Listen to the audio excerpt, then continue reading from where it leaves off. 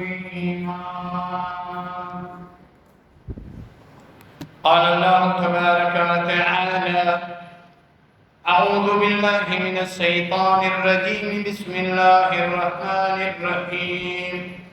والفجر وليال عشر والشفع والوتر والليل إذا يسر هل في ذلك قسم لذي حجر.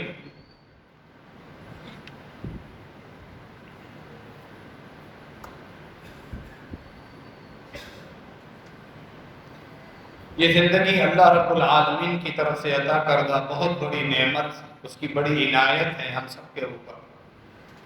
جب تک صحت اور عافیت کے ساتھ انسان زندہ ہے، وہ رب کے احکامات پر عمل کر کے اپنے رب کے پاس اپنی غربتیں بڑھاتا رہتا ہے، جنت کے درجات اس کے بلند ہوتے رہتے ہیں۔ یہ وہ عظیم اور مقدس اور پیاری زندگی ہے جس میں انسان کا عقیدہ توحید درست ہے، رب کے ساتھ تعلق جڑا ہوا ہے، رب کے آخری نبی، رب کے محبوب، نبیوں کے امام جناب محمد رسول اللہ صلی اللہ تعالی علیہ وآلہ وسلم کی ہدایات، آپ کی تعلیمات اور سنتوں کے ساتھ جڑا ہوا ہے۔ اسی نہج میں اس کی زندگی گزر رہی ہو، یہ بڑا خوش نصیب۔ پھر اس زندگی میں رمضان جیسی بہاریں آئیں اور ذی الحجہ جیسے عظیم دن آتے رہیں تو اس زندگی کی خوشیاں دوبارہ ہو جاتی ہیں۔ اسی لیے اس مومن کو خوش نصیب قرار دیا گیا۔ جامع ترمذی ابو داؤد کی معروف حدیث جو صحیح سند کے ساتھ نبی علیہ السلام نے پوچھا، تمہیں معلوم ہے اللہ کے ہاں سب سے افضل مومن کون ہے؟ افضل انسان، خوش نصیب ترین انسان خود بتایا، من طال عمرہ وحسن عمل، جسے اللہ لمبی زندگی دے، صحت کے ساتھ، عافیت کے ساتھ، کسی کا محتاج نہیں، اپنے پاؤں پہ خود کھڑا ہوا، اور پھر وہ اس اپنی لمبی زندگی میں نیکیاں بھی کرتا رہا۔ روزانہ اس کو 500 فرائض مل رہے ہیں، ایک ایک فریضہ جو روزانہ انسان کی زندگی میں آتا ہے، انسان کو خود معلوم نہیں، وہ اللہ کی توفیق سے جب اللہ کا ایک فرض ادا کرتا ہے اس کے درجات کس قدر بلند ہو جاتے ہیں، وہ اس کے اعمال میں، درجات میں، اس کے اکاؤنٹ میں اضافہ ہو رہا ہے، نیکیوں کا اضافہ ہوتا جاتا ہے۔ فرمایا خوش نصیب ترین انسان ہو، لمبی زندگی ہو اور ساتھ نیکیاں بھی چلتی ہو۔ اس کے مقابلے میں سب سے بد نصیب ترین، بدبخت ترین آدمی، اس کو بھی اللہ بڑی زندگی دے لیکن وہ جو زندگی بڑھتی جاتی ہے گناہوں میں اضافہ ہوتا جا رہا ہے، یہ بدبخت ترین آدمی ہے۔ اس کے گناہ چڑھتے جا رہے ہیں، جڑتے جا رہے ہیں، اور پھر اس کے اللہ کے ہاں ہلاکت کا سبب کسی کی زندگی ہے جو بڑی زندگی میں گناہ بھی کثرت سے۔ اللہ رب العالمین ہمیں پہلی قسم کے لوگوں میں شمار فرمائے، صحت عافیت کے ساتھ لمبی زندگی دے جس میں دین ہو، ایمان ہو اور محتاجی سے ہم سب بچے ہوئے ہوں، دونوں جہانوں کی عافیت۔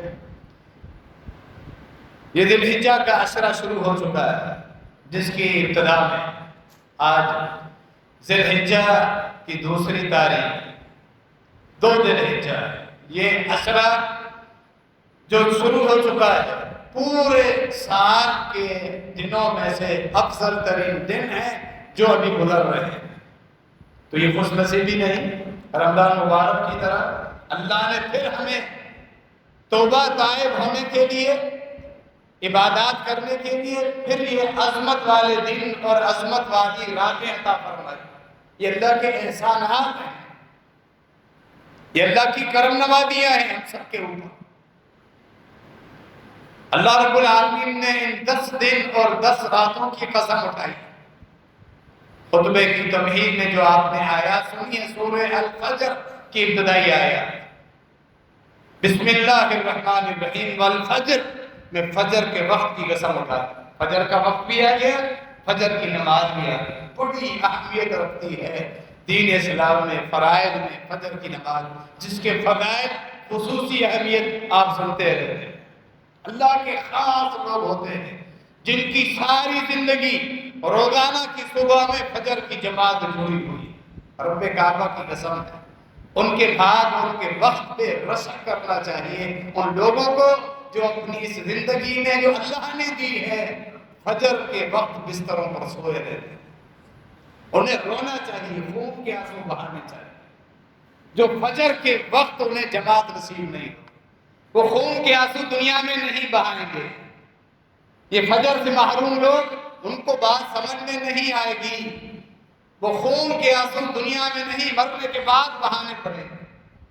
بل فجر، اللہ نے جس چیز کی قسم اٹھا لی بات ہی ختم ہو جاتی ہے۔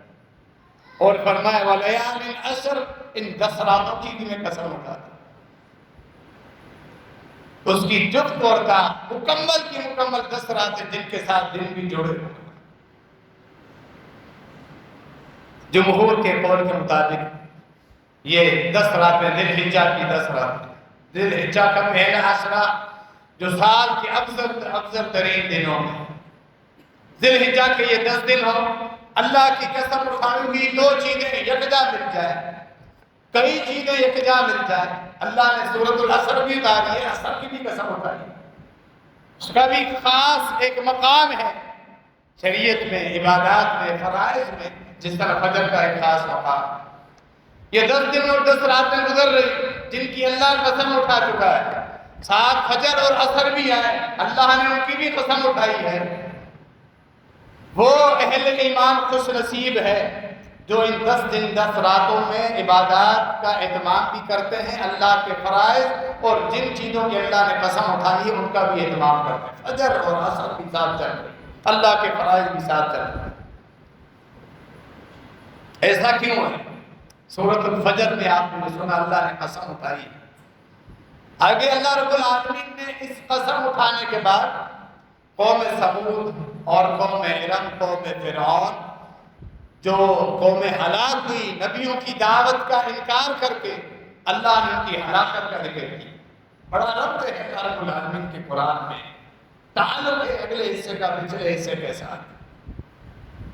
یہ ہمیں سمجھانے کے لیے اللہ کے نازل کردہ دین، انبیاء کی دعوت کا جو انکار کرتا ہے، شعائر اسلام یعنی اللہ نے جن چیزوں کو خاص مقام دیا، تمام کے تمام انبیاء اور رسول، ان کا تقدس، ان کی عظمت، ان کی حرمت، ان کی ناموس، ان کی عزت اور احترام ان قوموں نے توڑا، اللہ نے ان کو نیست و نابود کر دی۔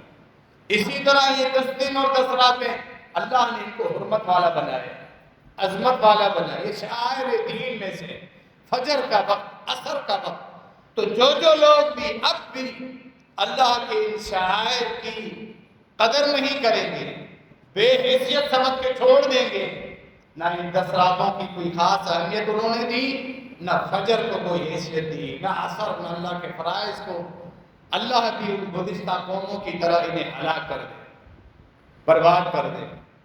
ان کی زندگیاں برکتوں سے محروم ہو جائیں گی، خالی ہو جائیں گی، اللہ انہیں اپنے آپ سے دور کر دے گا، شیطان کے حوالے کر دے۔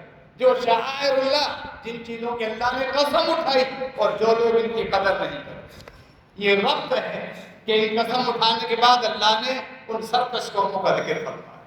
یہ وہ عظیم دن ہے، ذی الحجہ کا یہ عشرہ، جس میں اللہ نے اپنی نعمت کی تکمیل فرمائی۔ سورۃ المائدہ کی جو ابتدائی آیات ہیں وہ انہی دنوں میں حجۃ الوداع کے موقع پر خاتم النبیین، مہبط الوحی، امام الانبیاء والمرسلین، نور ہدایت جناب محمد رسول اللہ صلی اللہ علیہ وسلم کی رات گرامی پر نازل۔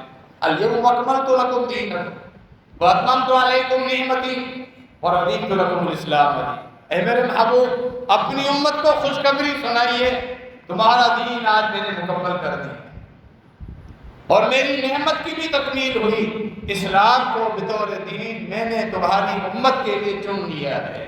ان کی عزتیں اور ان کی ترقیاں ان کے لیے سکینت، اطمینان، دلوں کا چین، سب کچھ اسی دین میں ہے، انہیں خوشخبری۔ ان کی زندگیوں کی عافیت اور آخرت میں رب کی رضامندی سب اسی دین میں ہے، یہ نعمت میں نے مکمل کر دی۔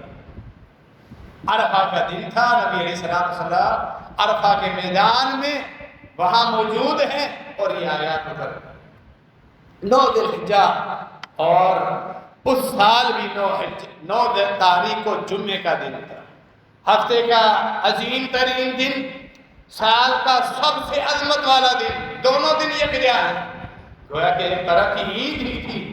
اس عید کے دن اللہ نے خوشخبری نازل کی۔ اسی لیے خلیفہ ثانی امیر المومنین جناب عمر بن خطاب رضی اللہ تعالیٰ عنہ کے پاس ایک یہودی آ کر یہی بات کرتا ہے کہ یہ جو اللہ نے آیت آپ لوگوں کی شریعت میں نازل فرمائی، آپ کے نبی پر جو نازل ہوئی، الیوم اکملت لکم دینکم، بڑے خوش نصیب ہو تم لوگ، اس طرح کی آیت بنی اسرائیل میں اللہ نے کثرت کے ساتھ نبی بھیجے، بڑے نبی بھیجے، لیکن کسی نبی کی شریعت میں یہ آیات نہیں اتری کہ آج تمہارا دین میں نے مکمل کر دیا۔ ہر نبی آتا، اللہ احکامات بھیجتا، کچھ احکامات اللہ اپنے پاس محفوظ رکھتا جاتا، پھر نبی آتا، پھر دین اترتا، احکامات نئے آتے، اللہ کچھ احکامات ایک خاص موقع کے لیے چھپا کے رکھتا، پھر نبی آتا، پھر اللہ احکامات بھیجتا۔ بالآخر نبیوں کی امام جناب محمد رسول اللہ صلی اللہ علیہ وسلم اولاد اسماعیل میں سے آتے ہیں۔ اللہ اپنا باقی جو چیزیں اللہ نے چھپا کے رکھی تھی وہ سب کی سب انہیں دے دی اور دین مکمل کر دی۔ علماء کہتے ہیں اس کے بعد اللہ نے اپنے پاس کچھ نہیں رکھا، اللہ نے اپنے پاس کچھ نہیں رکھا، سارے احکامات حلال و حرام، شرعی، حدود، عبادات، معاملات سب اس دین کے اندر موجود ہے، دین مکمل۔ یہودی نے کہا کتنے خوش نصیب، ہمارے کسی پیغمبر پر اس طرح کی آیات نازل نہیں، اگر کسی ہمارے پیغمبر پر اس طرح کی آیات اترتی ہم اسے ہمیشہ کے لیے عید کا دن بنا لیتے، اتنی خوشخبری والی آیت ہے۔ جناب امیر مومن نے فرمایا مجھے یاد ہے یہ آیات جس دن اتری تھی وہ عرفہ کا دن ہے، جمعے کا دن، جو اللہ نے ویسے ہی ہمارے لیے عید کا دن بنا دیا، وہ ہے ہی اتری ہی عید کا دن، خوشی کا دن، عرفہ کا دن، یہ وہ عظمت والا دن چل۔ اسی لیے اللہ رب العالمین نے ان دنوں میں بڑی بڑی عبادات جمع کر دی، حج جیسی بڑی عبادات 8 تاریخ سے، یوم الترویہ 8 تاریخ سے یہ عبادات شروع ہو جاتی ہیں، پھر یوم عرفہ، پھر یوم النحر 10 تاریخ کو، جس دن حج کے 4 بڑے عمل ہوتے ہیں۔ بڑا جو جمرہ ہے، بڑا پتھر عوام ناس جسے بڑا شیطان کہتے ہیں، اسے کنکریاں لگانا، اپنے حجی کے جانوروں کو قربان کرنا، اپنے سر کے بال منڈوانا، طواف افاضہ، 4 اعمال اسی میں۔ پھر آگے ایام تشریق 11، 12 اور 13، جس میں اللہ نے خوب ذکر و اذکار کرنے کا حکم دیا ہے، حاجیوں کو بھی غیر حاجیوں کو بھی، یہ سب عبادات یکجا ہو جاتی ہیں۔ ان عبادات ان دنوں میں نماز تو ویسے ہی فرض ہے، روزے کا عمل بھی آ جاتا ہے کہ نبی علیہ السلام حجۃ الوداع کے علاوہ جب یہ دن آتے تو اکثر یہ 9 دن روزوں میں گزارتے۔ کان یصوم 9 ذی الحجہ، جامع ترمذی کے الفاظ ہے کہ نبی علیہ السلام ذی الحجہ کے 9 روزے رکھتے تھے۔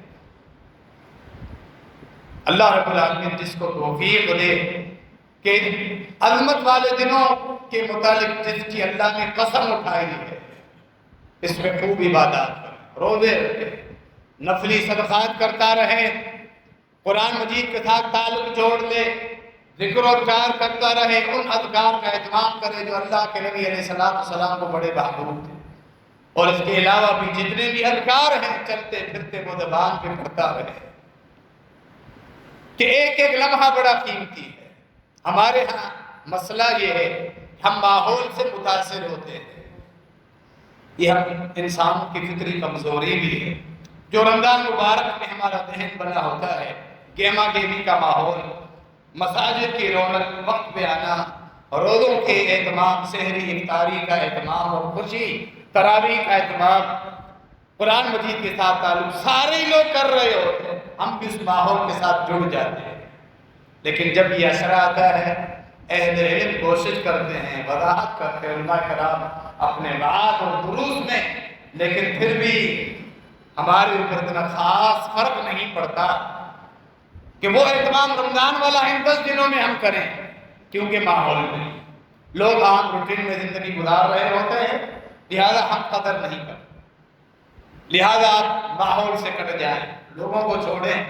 آپ صحابہ کرام کی سیرت دیکھیں، نبی علیہ السلام کی زندگی مبارک دیکھیں، احادیث مبارکہ دیکھیں، اللہ کا قرآن دیکھیں، لوگوں کو چھوڑو۔ اللہ نے جس چیز کی قسم اٹھائی وہ اللہ کے یہاں کتنی معتبر اور کتنی حیثیت رکھتی ہے۔ نبی علیہ السلام نے صحیح بخاری کی حدیث اور باقی الفاظ جامع ترمذی میں، صحیح بخاری میں یہ الفاظ ہیں، ما من ایام العمل الصالح احب الی اللہ من هذه العشر۔ ان 10 دنوں میں جو انسان نیکی کرتا ہے، عبادات کرتا ہے، سال کے باقی دنوں سے افضل اور اعلیٰ ہے رب العالمین کے، ثواب زیادہ ملتا ہے، نیکیاں زیادہ ملتی ہیں،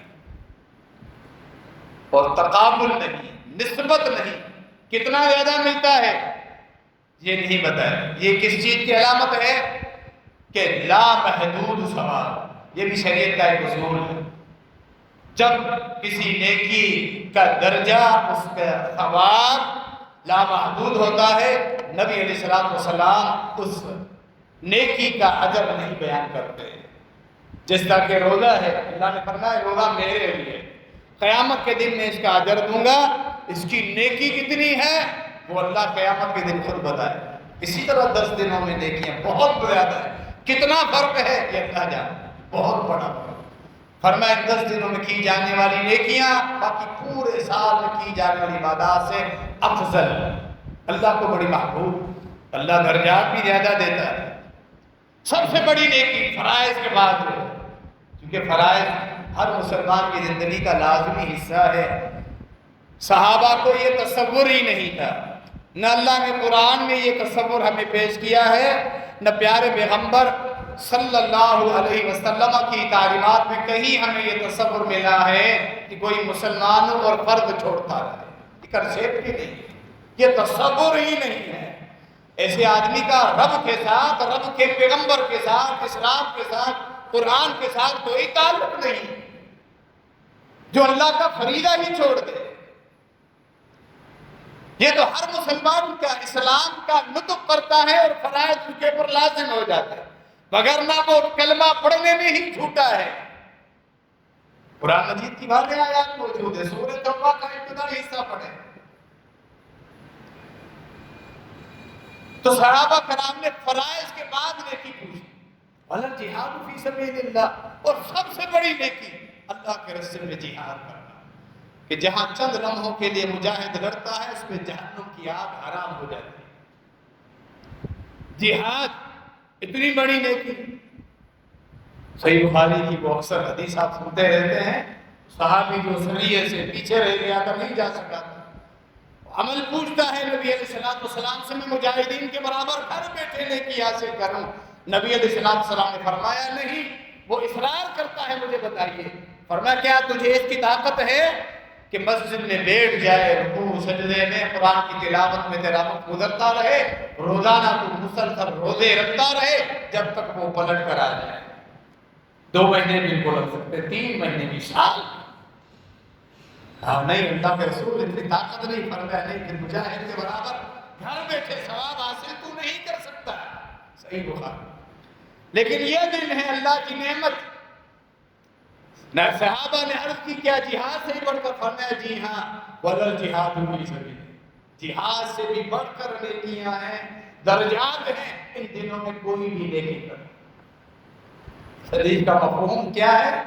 عام نیکی بھی تمہیں جہاد اور باقی نیکیوں سے زیادہ باعث ثواب، قرآن مجید کی تلاوت ہو، فرائض کا اہتمام اور ساتھ نوافل کا اہتمام ہو، ذکر و اذکار ہو، اللہ نے حلال کا مال دیا ہے، زائد مال ہے، وہ صدقات کی صورت میں تمہاری بہت بڑی نیکی ہو، لوگوں کے ساتھ مدد کرنا، معاونت کرنا، جتنی بھی نیکیاں ہو سکتی ہیں، ذکر و اذکار کرنا، ہر نیکی تمہارے لیے سال میں کی جانے والی 350 دن، سال میں 360 دن ہوتے ہیں، ان 10 دنوں کو نکالو، 350 دنوں میں جو بھی نیکیاں ہو ان کے مقابلے میں یہ زیادہ افضل ہے۔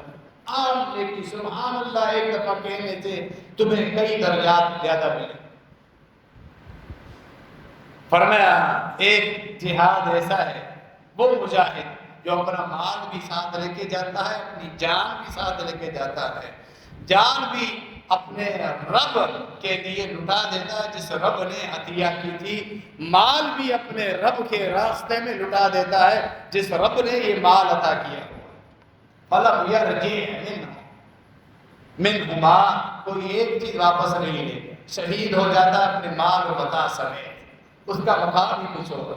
ان 10 دنوں کی نیکیاں اس مجاہد کو نہیں پہنچ سکتی، کیونکہ اس کی اخلاص کی علامت اللہ کے لیے لڑ بھی رہا ہے، اپنا مال بھی ساتھ لے کے جا رہا ہے۔ اس کے علاوہ جو عام جہاد اس سے بڑھ کر یہ دیکھیے، یہ اتنے عظمت والے دن ہمارے سامنے گزر رہے ہیں، یہ اللہ کے احسانات ہیں، اس کی کرم نوازیاں ہیں، جس نے اس امت پر اپنے فضل کی بارشیں کر دی، موسلادھار بارش ہوتی ہے، اس طرح رحمت کے قطرے برس رہے ہیں، ہم گناہ کے اوپر گناہ کرتے جا رہے ہیں، رب کی رحمتیں برس رہی ہیں ہمیں گناہوں سے دھونے کے لیے، کوئی ہو غسل کرنے کے لیے رب کی رحمتوں کی بارش میں اپنے اندر کو دھو کر صاف کر دے، یہ بارش ہے تیزی کے ساتھ برس۔ گزشتہ خطبے کی جو آخری حدیث، اسی موضوع کو ہم نے جہاں روک دیا تھا اس کے ساتھ ہم اس موضوع کو جوڑتے ہیں۔ نبی علیہ السلام نے فرمایا، صحیح بخاری کی حدیث آپ نے سنی تھی، فرمایا کہ تم اپنے اعمال کی بنا پر کوئی کامیاب نہیں ہوگا جب تک اللہ کی رحمت ہمیں ڈھانپ نہ لے، لہذا سددوا وقاربوا، سیدھے رہو، قریب رہو، جتنی اللہ توفیق دے، فرائض کے ساتھ نوافل کا اہتمام کرو، رب کے ساتھ جڑے رہو، قریب رہو، گناہ ہو جانے کے باوجود رب سے مایوس نہیں ہو، اللہ کی طرف پھر لوٹ کے آ جاؤ، کتنا چھوٹا گناہ ہو جائے انسان ہے یا بڑا ہی گناہ ہو جائے، اس موقع پر گناہ کروانا شیطان کی قطعاً کامیابی نہیں، یہ سن لیجیے، انسان ہے، کھوکھلا ہے، اس بدبخت نے، خبیث نے سیدنا آدم علیہ السلام کے پتلے کو دیکھا، اٹھایا اور اس کو ہلایا، اسی وقت اس نے بکواس کی تھی یہ تو اندر سے کھوکھلا ہے، اس کو پھسلانا بڑا آسان ہوگا، صحیح مسلم میں یہ بات موجود ہے، اسی وقت اس کو تشویش ہونے لگی تھی یہ کیا چیز بننے لگی ہے، جو تکبر اس کا آہستہ ظاہر ہونے لگا، پھسلانے میں بڑا آسان ہوگا، اور واقعتاً کمزور ہے، وَخُلِقَ الْإِنسَانُ ضَعِيفًا، قرآن میں بھی اللہ نے فرمایا تم کمزور ہو، اسی لیے تو اللہ نے توبہ کے دروازے کھول دیے۔ تو شیطان گناہ کروانے پر مطمئن نہیں ہوتا، گناہ کروانے کے بعد جب رب سے مایوس کر دے پھر یہ خوش ہوتا ہے، گناہ ہو جائے انسان کہے اب میں تو ہلاک ہو چکا ہوں، اب گناہوں کے بدلے میرے لیے اب معافی نہیں ہے، اللہ مجھ پہ ناراض ہے، غضبناک ہے، اور میں تو اب جہنمی پکا ہو چکا ہوں، دنیا کی مزے لے لو، آخرت میں تو میرے لیے کچھ بھی نہیں، یہ شیطان کا کامیابی والا بار، گناہ کروانا شیطان کا بار نہیں، وہ تو ایک دروازہ ہے رب سے توڑنے کے لیے، مایوس کرنے کے لیے، تو اسی لیے رب سے کبھی مایوس نہیں، اللہ رب العالمین کے ساتھ تعلق جوڑ کے رکھنا، فرمایا وقاربوا، اس کا مفہوم یہی ہے رب کے ساتھ جڑے رہو، نیکیاں کرو تو تکبر نہیں آئے، جب بھی تم رب سے علیحدہ ہو گئے، گناہ کرو تو رب سے مایوس نہ، پھر رب کے پاس پلٹ کے، رب کے پاس پلٹ کے آنے کے لیے رب کا گھر، جس کے ساتھ تعلق ہوتا ہے اس کے گھر مان جاتے ہیں، یہ مسجد علامت ہے، 5 وقت رب کے گھر کی حاضری، گناہ ہو رہے ہیں پھر بھی آ جاؤ، اے رب میرا نفس مجھ پہ غالب آ رہا ہے تو اس سے میں نے تعلق نہیں توڑا، پھر آ رہا ہے، پھر گناہ ہوتے پھر آ رہا ہے۔ حدیث قدسی صحیح بخاری میں موجود ہے، رب العالمین نے فرمایا ساری زندگی گناہ کرتا رہو، گناہ کرتے رہو، مجھ سے سچے دل سے معافی مانگتے رہو، میں تمہیں ہمیشہ معاف کرتا ہوں۔ معافی مانگتے وقت عزم ہو کہ آئندہ گناہ نہیں کروں گا۔ معافی مانگتے وقت بھی سوچے وہ ٹھیک ہے خالی زبانی معافی مانگ رہا ہوں، وہ معافی نہیں، وہ استغفار نہیں، وہ استغفار کہ جو تم دل سے کرو، عزم ہو آئندہ گناہ کے قریب نہیں جاؤ۔ پھر 1 مہینہ 2 مہینے 6 مہینے سال بالکل درست گزرے، پھر شیطان غالب آ جائے، پھر گناہ ہو جائے، پھر بھی رب سے معافی مانگیے، رب کو کبھی چھوڑنا نہیں۔ بڑے سے بڑے گناہ کیوں نہ ہو جائیں، بڑے سے بڑے گناہ، رب کے دروازے کو نہیں چھوڑنا، یہ شیطان کے ساتھ تمہاری جنگ کی کامیابی ہے۔ سددوا وقاربوا، 2 لفظوں میں کتنے بڑے مفہوم ہیں۔ پیارے پیغمبر صلی اللہ تعالی علیہ وآلہ وسلم کی حدیث، پھر فرمایا وَشَيْءٌ مِّنَ الدُّلْجَ وَغْدُوا وَرُوحُوا وَشَيْءٌ مِّنَ الدُّلْجَ، اس مسافر کی طرح جسے مندر پہ پہنچنا ہوتا ہے، ٹھنڈے وقتوں میں سفر کرتا ہے، گرم اوقات میں آرام کرتا ہے، مسلسل تیز بھاگتا رہے منزل تک جلدی پہنچوں، اللہ ہو کے مر جائے گا، منزل تک نہیں پہنچے گا۔ اپنے آپ پہ تشدد بھی نہیں کرو، سکون سے چلتے رہو، اللہ کے فرائض اور نوافل کی جتنی توفیق ہو وہ پڑھتے رہو۔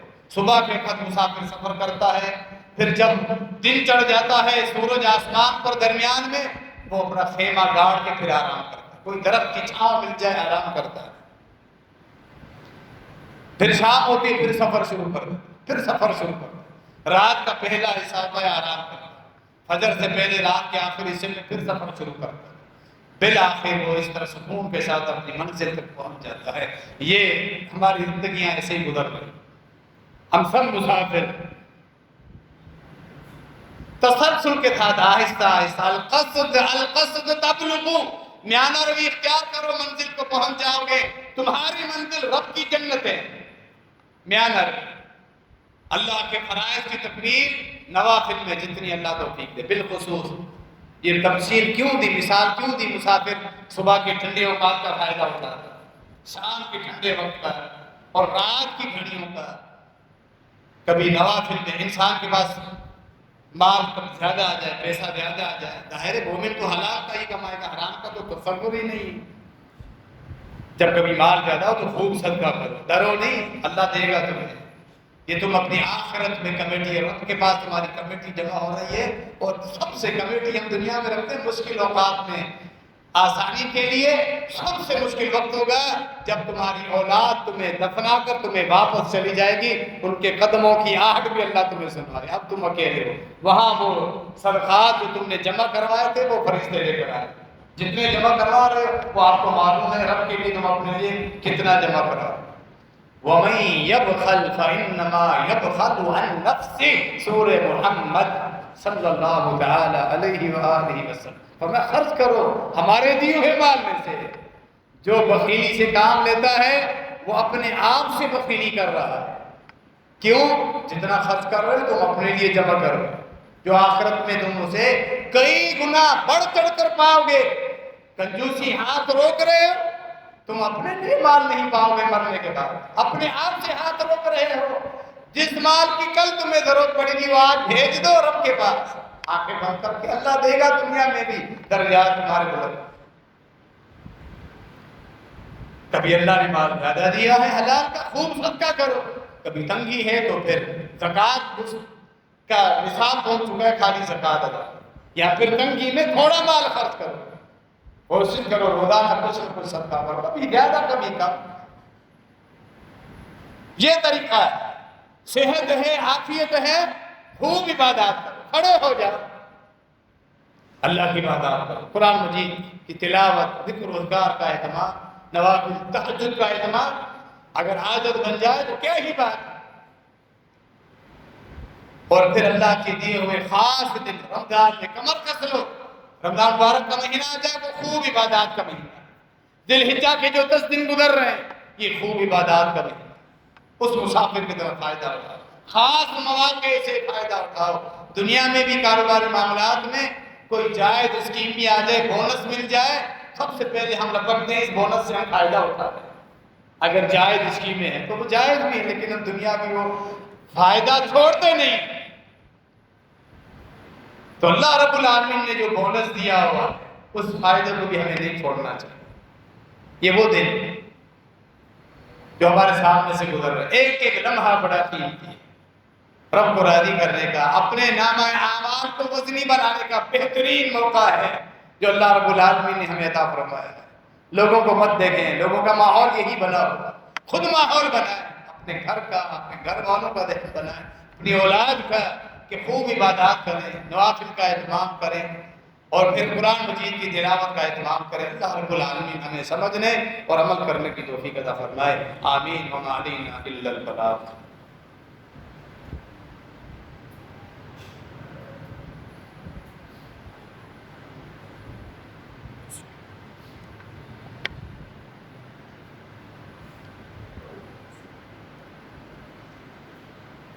ان الحمد لله نحمده ونستعينه ونستغفره ونعوذ بالله من شرور انفسنا ومن سيئات اعمالنا. من يهده الله فلا مضل له ومن يضلل فلا هادي له. واشهد ان لا اله الا الله وحده لا شريك له واشهد ان محمدا عبده ورسوله. ان دنوں میں ایک تو روزہ کا عمل ہے، اللہ جسے توفیق دے 9 دن ہی اگر روزے میں رکھتا ہے بڑا خوش نصیب ہے. اتنی بڑی نیکی فرائض کے بعد جس چیز کا اس نے اہتمام کیا. نبی علیہ السلام سے ایک صحابی نے پوچھا کہ فرائض کے علاوہ مجھے اپنے درجات بلند کرنے کے لیے کوئی نیکی بتائیں. اللہ کے ہاں میں اگر چاہوں میرے درجات بلند، مجھے خاص نیکی بتائیں. سنن نسائی کی روایت. فرمایا علیک بالصوم فإنہ لا عدل لہ. فرمایا فرائض کے بعد جو سب سے بڑی نیکی ہے وہ روزہ ہے، نفلی روزہ ہے. فرمایا اس کے برابر کوئی نیکی نہیں. واقعتاً روزہ کہ انسان بھوکا پیاسا رہے اللہ کے لیے دن کے اوقات میں بڑے درجات ہیں. عام دنوں میں یہ فضیلت والا عمل ہے، ان دنوں میں اگر اہتمام کیا جائے بہت بڑی نیکی. بالخصوص یہ 9 کے 9 دن روزے کے ہیں، جتنی زیادہ اللہ توفیق دے، 8 رکھے، کوئی 7 رکھے، 5 رکھے، یا کچھ ایسا بھی کرتے ہیں لوگ ان دنوں میں آنے والی جمعرات اور پیر کا اہتمام کریں. یہ بھی اچھی بات ہے، جمعرات اور پیر جو آئے ان دنوں میں، بالخصوص آخری جو 9 تاریخ کا روزہ، اس کی خاص فضیلت ہے. 2 سالوں کے گناہ معاف ہو. اس سال ہمارے چاند کے حساب سے یہ جمعے کے دن 9 تاریخ میں، یہ دن خاص عظمت والا دن، جمعے کا دن بھی ہے اور 9 ذی الحجہ جو عرفہ کا دن. یہ اس پر آپ مطمئن رہیں. اکثر لوگ پریشان ہوتے ہیں کہ وہاں سعودی عرب میں تو وہ پہلے عرفہ گزر جاتا ہے، ہمارے پاس بعد میں آتا ہے.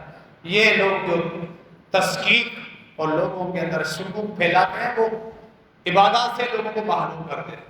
جب اطمینان نہیں ہوگا تو ہم عبادت کیسے کریں؟ مطمئن رہے آپ اپنے چاند کے ساتھ. اللہ ذرہ برابر بھی بندوں پر ظلم نہیں کرتا. اپنے چاند کے حساب سے 9 تاریخ کا روزہ رکھیں. پاکستان کے چاند میں جمعے کا دن 9 تاریخ. اکثر لوگ سوال کرتے ہیں جمعے کا اکیلا روزہ تو منع ہے. جی ہاں، آپ جمعے کی فضیلت کی نیت کر کے اکیلا روزہ جمعے کا منع ہے جب تک اس کے ساتھ جمعرات یا اگلا دن سنیچر کا دن نہ ملے.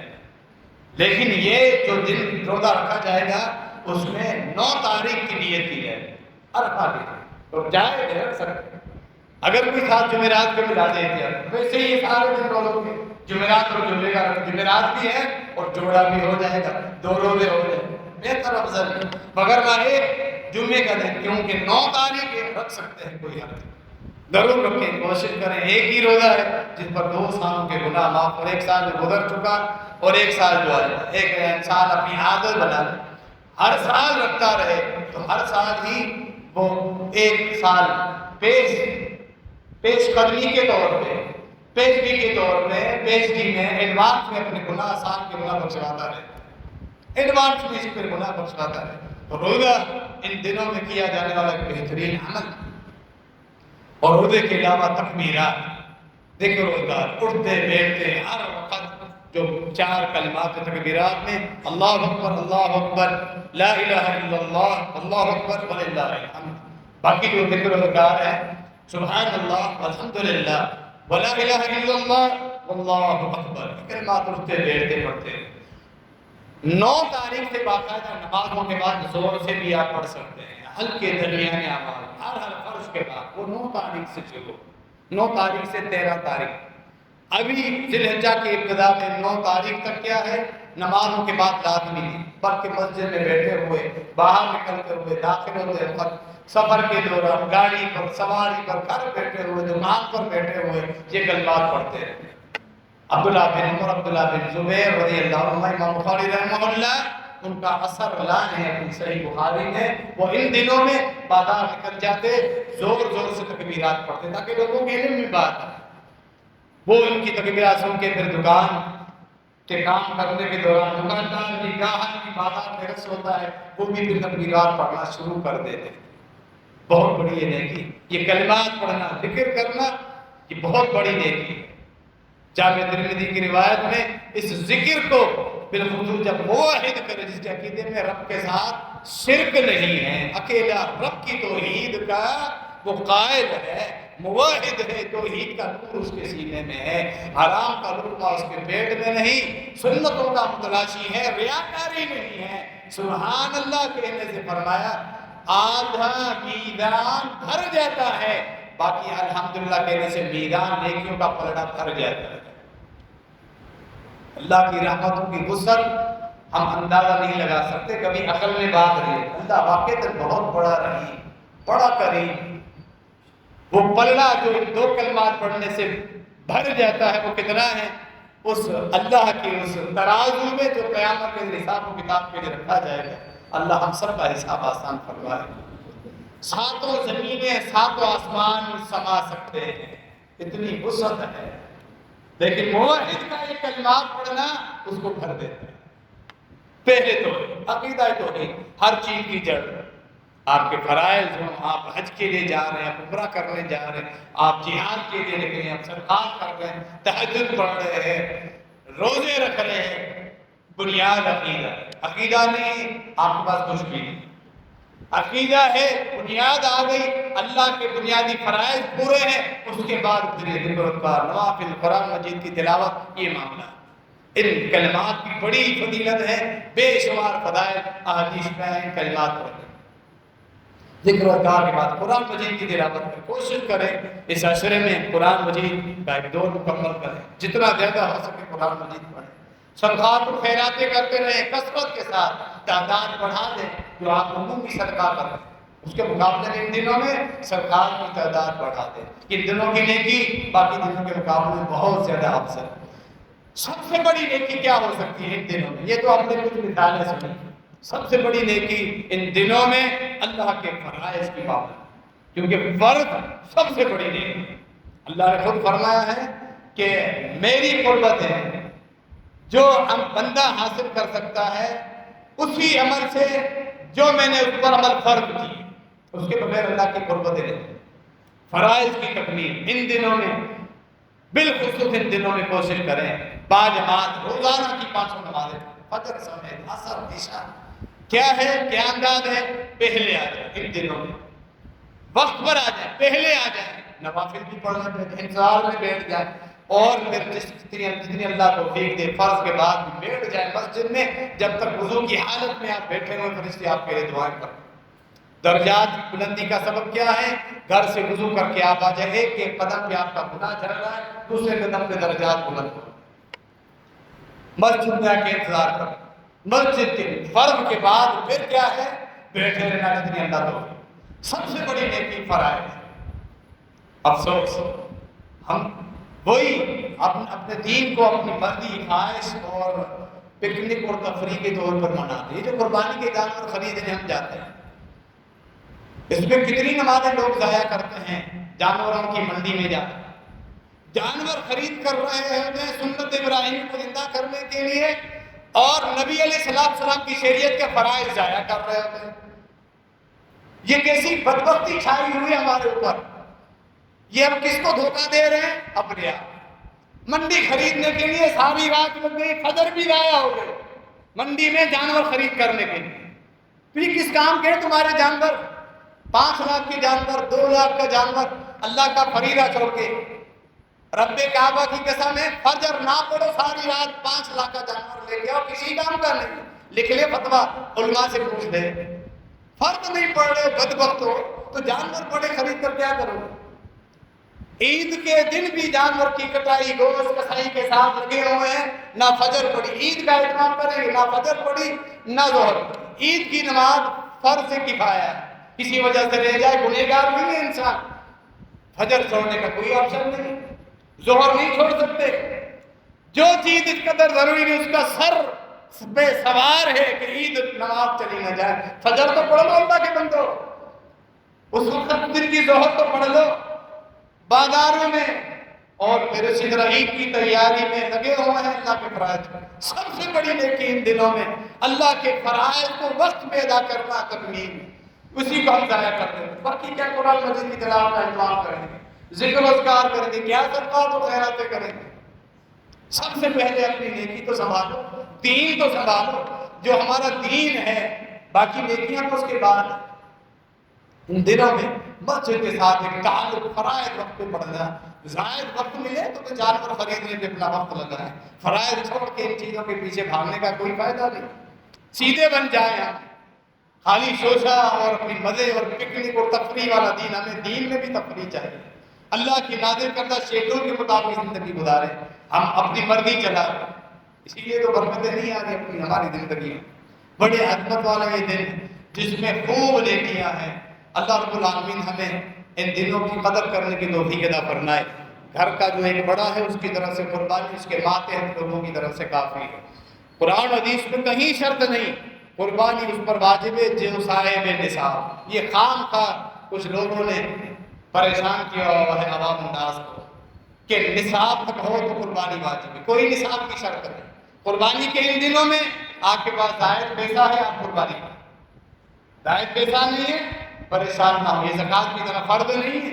लोगों की बातों से मुतासिर ना हो, लोग टोकेंगे यार कुर्बानी नहीं की तो ये तो रियाकारी हो गई। रब जानता है तुम्हारे पास वुसअत नहीं तो ना करें, ज़कात की तरह फर्ज नहीं, कोई निसाब की शर्त नहीं है, ज़कात की तरह नहीं है, कोई निसाब की शर्त नहीं। आपके पास इस्तेमाल करें, घर का जो बड़ा है और खाना पीना बच्चों का एक साथ है, उसकी एक छोटा जानवर या बड़े जानवर में एक हिस्सा काफी है। इन जालिमों ने लोगों को इतना परेशान किया हुआ है, जाहिल कुछ लोगों ने, फतवाबाजों ने, कि एक आदमी के छोटे छोटे 3 बेटे 4 बेटियां 7 हो गए, ये 8, तो 8 हिस्से करें। अल्लाह अकबर, इतना लोगों को तुमने परेशान किया हुआ है। जिन चीजों में शरीयत में वुसअत है उनमें तुमने लोगों को परेशान किया हुआ है। जो असल अकीदे का मामला है उसमें तुम खुले हो, कब्रों को भी पूज रहे हो, ये तुम्हारा दीन है। ये नहीं है शरीयत कि जितनी औलाद है, घर के जितने अफराद साथ है तो पूरा जानवर खरीदेगा, 7 हिस्से या 7 बकरे। बकवास है ये। एक हिस्सा का 2 भाई अलग है, दोनों की फैमिली अलग है, वो भाई अपना अलग हिस्सा करेगा, ये भाई अपना हिस्सा अलग करेगा, फैमिली दोनों की अलग, और 2 हिस्से काफी। ये जो मामलात हैं, अहले इल्म जो कुरान हदीस की रोशनी में आपकी वजाहत करते हैं, उनसे आप जुड़ जाएं। जो अपनी मखसूस फिक़्ह और मसलक के दायरे में रहकर कुरान हदीस को छोड़कर फतवाबाजी करें, उनसे आप मुतासिर बना। अल्लाह रब्बुल आलमीन हमें दीन इस्लाम के अहकाम समझने और अपनाने की तौफीक अता फरमाए।